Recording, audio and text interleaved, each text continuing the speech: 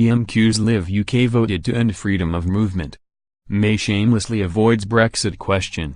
The showdown comes after Mrs May travelled to Brussels on Monday for the now famously failed negotiations with EU leaders in a bid to break the Brexit deadlock over issues including the Irish border.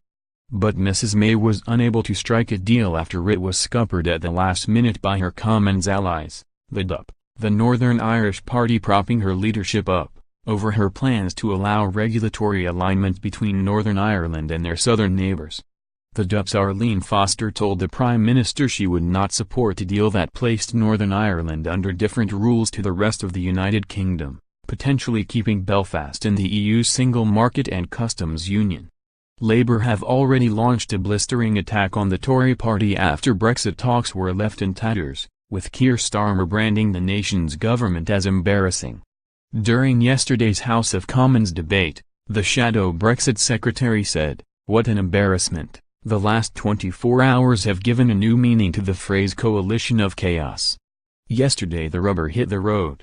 Fantasy has hit reality," he blasted the DUP as wagging the tail of the Tory dog. Follow express.co.uk's coverage of the lively debate below. 12:47 p.m. Another Brexiteer put pressure on Mrs May to follow through with hard Brexit. Tory MP Bernard Jenkins said the UK would be cut off from trading around the world, saying, "None of these opportunities will come our way if we remain shackled to EU regulation after we leave the EU." But Theresa May insisted Britain is grabbing back power from Brussels. 12:41 p.m. Tory MP Jacob Rees-Mogg has warned against the regulatory alignment between the EU and any part of Brexit Britain. He asks the Prime Minister to before she goes to Brussels to apply a new coat of paint to her red lines because I fear on Monday they were beginning to look a little bit pink. 12:39 p.m. The SNP's Westminster leader Ian Blackford has attacked Mrs May for this week's Brexit negotiations, saying she is in office but not in power.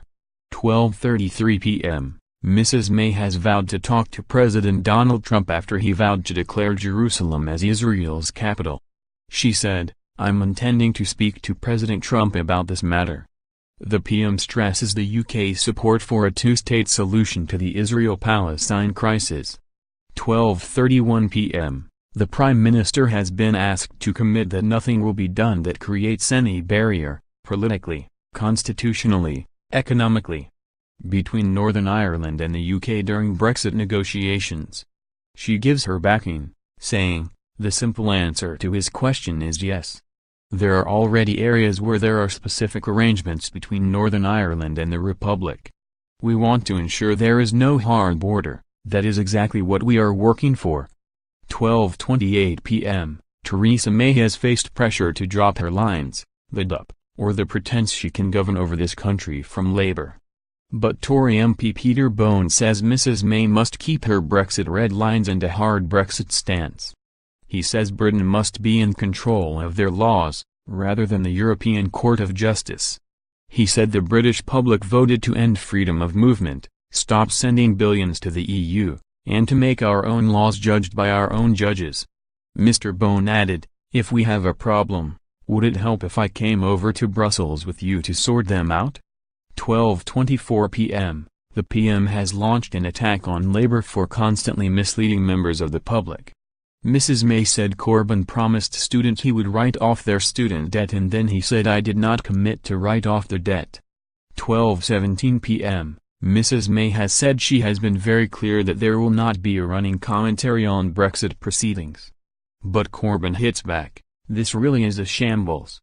All they've done is offered a heavily redacted, abbreviated version which has not been widely shared." 12:15 p.m. May has been asked to outline her position over Northern Ireland in Brexit proceedings. She says she wants to delay any decision until the UK reaches phase 2 of talks. But Mrs May says, there will be no hard border between Northern Ireland and the Republic, before outlining divisions in the Labour Party. She said, "The only hard border around is right down the middle of the Labour Party." Mrs May then vows to protect the integrity of the union. She said, "Those Labour members who shout 'How?' that's the whole point of the second phase of the negotiations. Because we will deliver this, We aim to deliver this as part of our overall trade deal between the UK and the EU, and we can only talk about that when we get into phase 2.